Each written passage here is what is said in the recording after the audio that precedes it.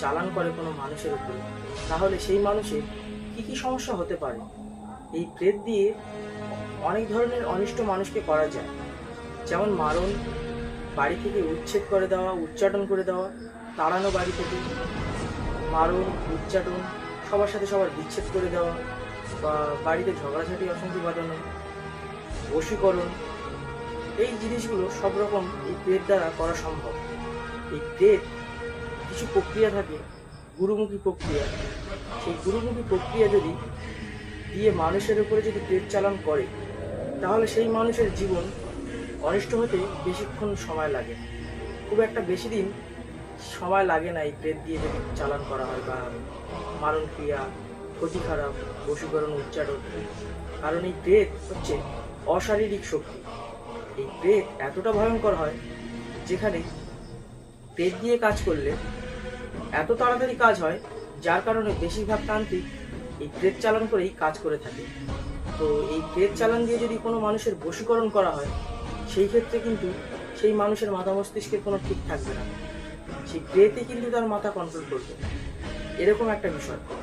2 নম্বর কথা হলো, এই প্রেত দিয়ে যদি কারোর মারণ ক্রিয়া বা উচ্চারণ ক্রিয়া, মারণ ক্রিয়া যদি করে, হয়তো প্রেত দিয়ে এমনও ক্রিয়া আছে যেগুলো মানুষের উপরে যদি করা হয়, বিনা কারণে মানুষের অ্যাক্সিডেন্ট ঘটিয়ে দেওয়া।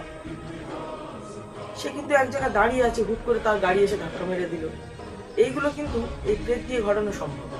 হয়তো একটা মানুষের উপরে কোনো তান্ত্রিকের রাগ হলো, বা কোনো মানুষের রাগ হলো, সে কিন্তু এই বিদ্যা দিয়ে সেই মানুষের অনিষ্ট করা বা ক্ষতি খারাপ করে দেওয়া বা মেরে ফেলার জন্য এই ক্ষতি খারাপগুলো কিন্তু করতে পারে প্রেত দিয়ে। আর এই প্রেত এতটা ভয়ঙ্কর হয়, যদি এর প্রতিকার না নেওয়া হয়, আর সাধারণ মানুষ তো এগুলো বোঝে না, তো এই প্রতিকার যদি না নেওয়া হয়, তো মানুষ বিনা কারণে এই অ্যাক্সিডেন্ট, দুর্ঘটনা, শরীরে রোগ, আবার প্রেত দিয়ে শরীরে স্বপ্নদোষও করানো হয়, শরীর দিন দিন শুকিয়ে যাওয়া, বা প্রেত দিয়ে হচ্ছে আপনার শরীরের রক্ত শুষে খেয়ে নেওয়া, এই জিনিসগুলো সব কিছু সম্ভব। প্রেত দিয়ে শরীরে রোগও সৃষ্টি করা যায়। এই প্রেত শক্তি দিয়ে কোনো মানুষের নাড়িও পচিয়ে ফেলা যায়। এই প্রেত দিয়ে কোনো মানুষের মাথাও খারাপ করে দেওয়া যায়। এই প্রেত এতটাই ভয়ঙ্কর হয়ে ওঠে, কোনো মানুষের উপর যদি চালান করে থাকে, সেই মানুষের জীবন পুরো নরকে পরিণত হয়ে যায়।